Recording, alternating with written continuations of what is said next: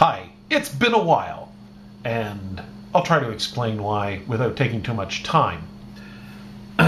Anyway, I had done almost an hour's worth of material that probably after it was edited down, I would have ended up with probably about 40 minutes. But I tried to do it at a time, shortly after I gone through an anxiety. It wasn't really an anxiety attack, but it would have been for about a week. I was really dealing with some stress issues, and so when I'd actually recorded my bits, it ended up sounding, I think, probably anxious and stressed, and as a consequence, when I was listening to it, it had a sense of agitation to it, which I really didn't want to have, because the actual material that I was presenting really wasn't anything to be agitated about.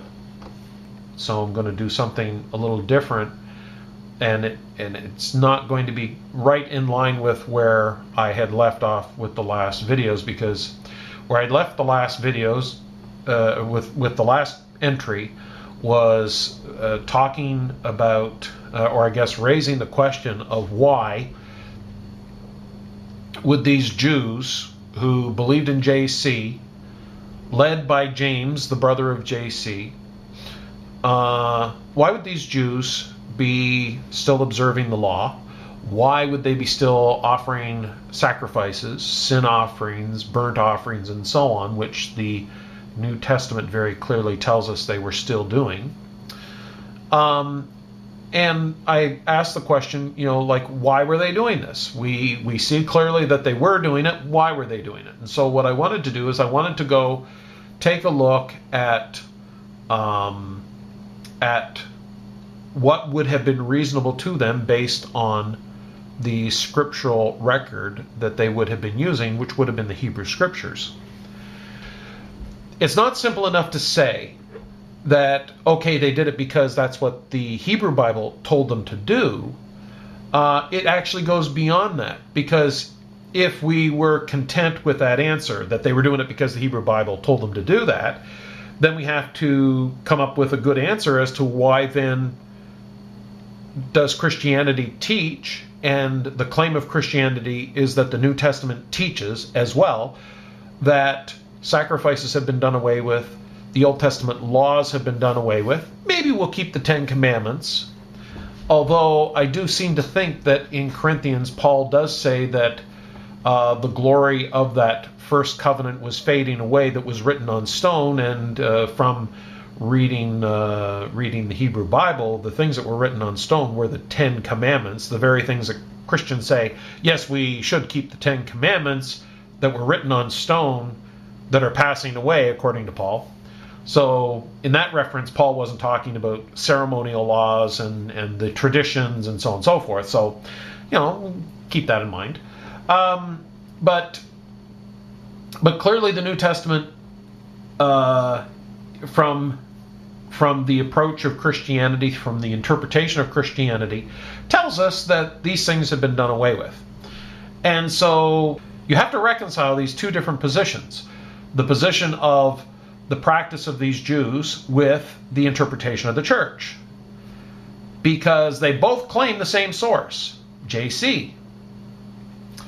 And so if the church is saying that JC did away with these things, that his death on the cross did away with these things, and that Paul supports this theological conclusion that these things have been done away with, then we are left with this conundrum, because Acts tells us something different. Acts 21 tells us that not only did James and the apostles do this, but Paul also did this. So we have to reconcile this. You can't be comfortable with the Jews who actually walked and talked with JC, were continuing to observe the law, continuing to offer sacrifices and so on, and then at the same time say that JC and Paul clearly tell us that the law has come to an end, there's been a change of the guard, and that sacrifices were done away with, etc. You just can't have those two sort of sitting side by side. It's like trying to mix oil and water. These are two very different theological conclusions. These are two very different doctrinal, positions to take. And so if the church's position and the position of Christianity is that these things have been done away with, okay, well and good. But then Christianity claims that the whole Bible, including the Hebrew Bible, including the Old Testament, is the inerrant Word of God. It is the perfect Word of God that is without flaw. It's not just the New Testament that Christianity believes is the inerrant Word of God. Christianity teaches that even the Hebrew Scriptures themselves are inerrant. And that means that everything that is in the Hebrew Scriptures is correct. Everything is correct. And so there has to be some type of interpretation employed to go from the Hebrew Bible that nobody would question teaches observing Torah to a New Testament position of where this has been done away with. And this is where I think there's a certain fly that gets in the ointment, because it is an irreconcilable difference. You have to accept by faith that the law has been done away with and changed without reasonable study. It sounds presumptuous to say. It may even sound arrogant to say that.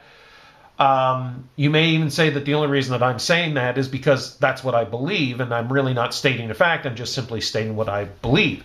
I say that that's what Christianity is doing. I'm saying that if you are a Christian and you believe that the law has been done away with, you are saying that as a statement of faith, not a statement of evidence or fact based on what the Bible teaches, based on the examples that we find and based on the teaching that is there.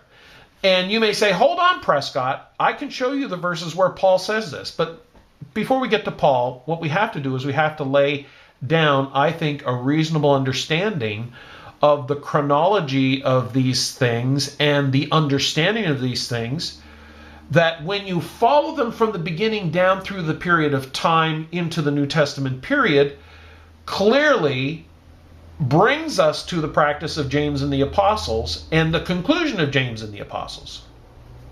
Okay? I'm not talking about the conclusion about whether JC was the Messiah or not. I'm talking about the conclusion of their belief about the law.